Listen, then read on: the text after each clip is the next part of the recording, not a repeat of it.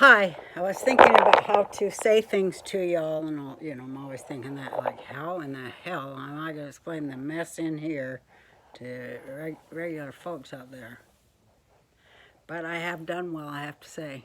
I, I kind of learned how to do it, and it's been a great time doing it too. And especially when people come up and they'll tell me that they watched something I did at a time in their life where they needed to hear it or they needed the laugh or something. That's very gratifying.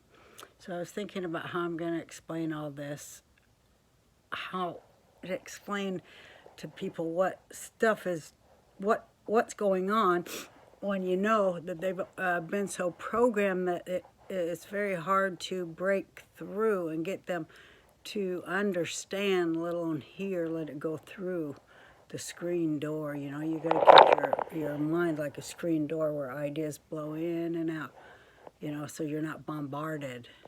And you got to like sit there and watch those ideas blow in and out and know that they're not you. They're just ideas. And we're being bombarded by ideas and, thoughts.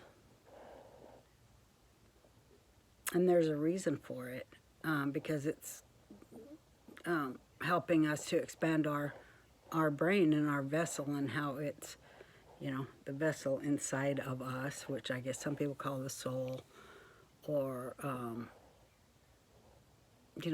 they call it a million things, but it's what builds us. And when it's tested, it adapts. And when it's broken, it grows together and goes a different way. It's a perpetual machine, a perpetual moving machine till we die. This whole suit we're wearing, this flesh suit.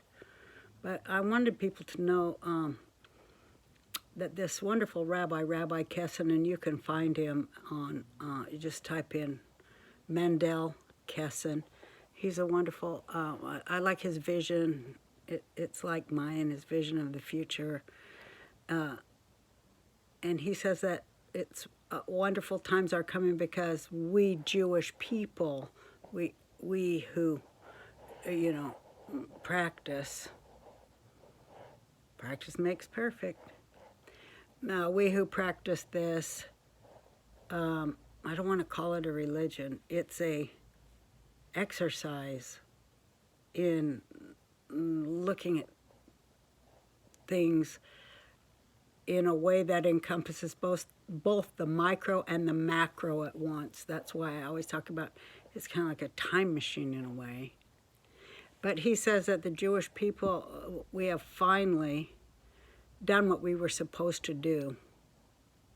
And that someday soon people will see the sacrifice we've made on behalf of our fellow humans, because we really have tried to do that and failed many, many, many times over the centuries. But I think, and he thinks, and many think, that we finally got it together largely because of computers, and that they can help us put thoughts together, and thoughts can travel faster than the speed of light. And so that's made our brain, and therefore our body and soul,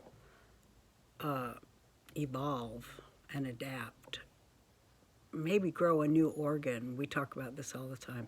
A new organ of sensory a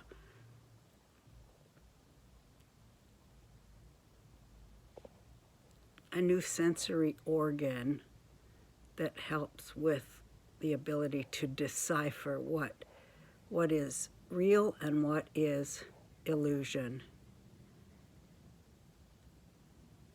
So I just wanted to tell people, because they wanted to know what I mean when I say, Shana Tova, that means happy holiday, and Yom Kippur, which is tomorrow night, we call it the Big K. It is a time where the heavens are open to those who want to start anew, who want to admit their faults over the past year, or for as far back as they can remember to go. But the cruelty that you inflicted on somebody for no reason at all whatsoever, just just from ego.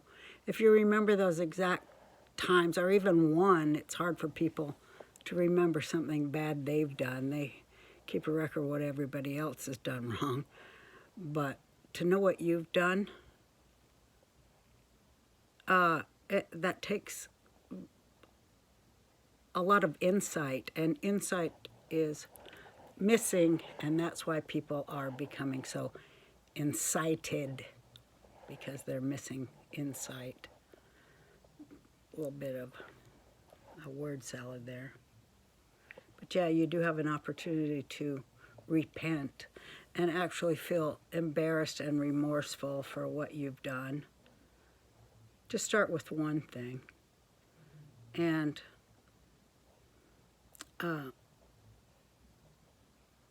confess it. Open your heart, because remorse is what cracks open the heart. And when the heart is cracked open, listen to the shofar, because the shofar will rearrange all of your atoms. And you'll be able to start completely fresh for another year where you don't repeat your mistakes.